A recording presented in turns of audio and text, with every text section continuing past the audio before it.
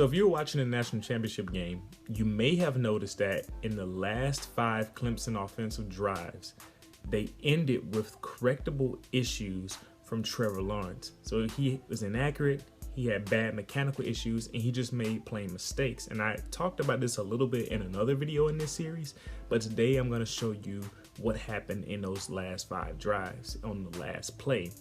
In general, his play deteriorated over the course of the game, and it culminated in these 5 drives. The LSU defense was doing good things, and they covered up the receivers well at times, but part of Clemson's overall problem was just that Trevor Lawrence started to perform poorly at the end of the game due to his response to the defensive pressure that LSU was putting on him. And I'm not just talking about defensive pressure in terms of pass rush. I'm just talking about the fact that LSU was playing solid defense and he did not step up to the occasion here. And we're going to take a look at that in the 5 plays that I have set up here. But before we do that, I'm going to ask that you subscribe to the channel if you want to see more content like this. As you watch, you'll want to see if you want to do more. But also watch this series that I'm doing. This is a so far 8-part national championship breakdown, and this is number 8. So there's 7 other videos that you haven't seen if you haven't been following this series. So go do that. Also, I'll mention that I have a Patreon, so if you want to support me in this channel more monetarily, you can go there. And on my Discord, I'm trying to create more and more conversations and receiving more ideas in college football content. I would love to have discussions with you outside of the video context here on YouTube. So if you want to do that, go ahead. But let's jump into these plays. So halfway through the third quarter, it's 3rd and 7. Clemson does a quick design drag route to T. Higgins right in front of Trevor Lawrence. Like, this play is right in front of you. You don't have any problem trying to squeeze this toward the left or right hash. You just have to get this ball out.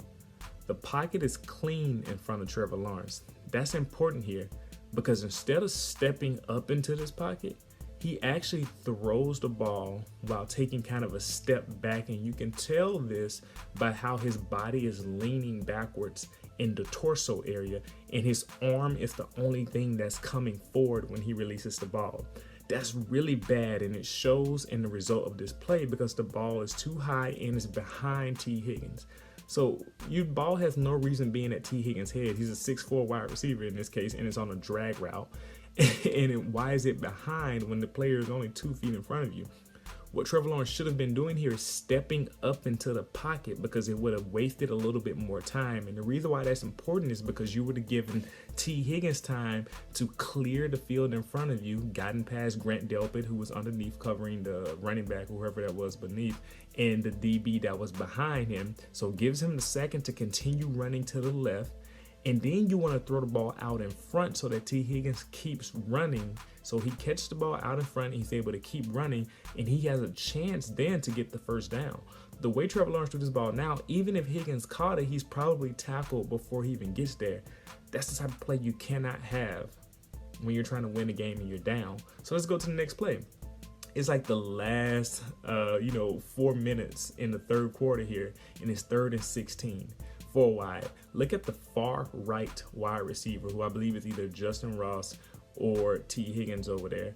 And so that receiver actually gets open more than the wide receiver Nada on this play. Trevor Lawrence doesn't even give Nada, the wide receiver number 10, a chance. He basically throws this ball away. And it's mainly because he's scared of Chason, the right end or right outside linebacker, coming off the edge against the left tackle. But if you look at this play, look at the pocket in front of Trevor Lawrence. Once again, he does not step up in the pocket, even though there is clear space right in front of him. Not to mention that he didn't have to lock in on Nada here when it wasn't really there, but against his zone coverage. If you see that far right wide receiver, you can kind of keep him in frame just enough to see the end of his route.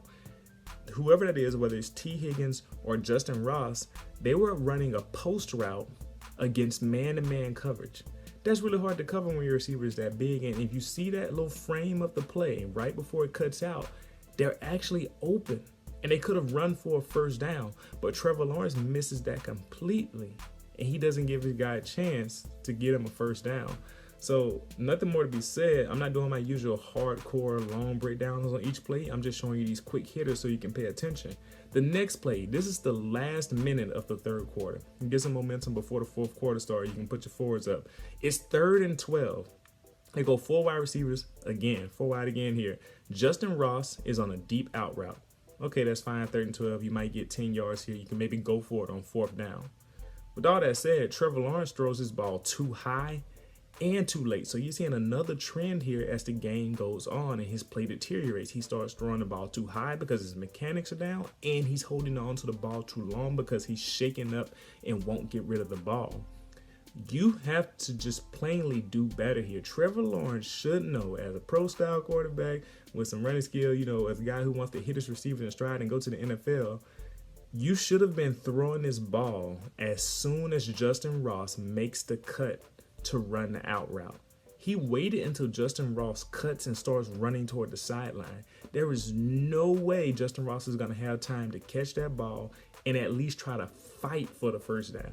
The way he threw this ball, Justin Ross will only catch the ball and maybe fall down or go out of bounds. That's just unacceptable at this point in the game. And you don't give your guy a chance to go for 4th down. He's clearly shaken up. And so I'm not saying this to be harsh to Trevor Lawrence.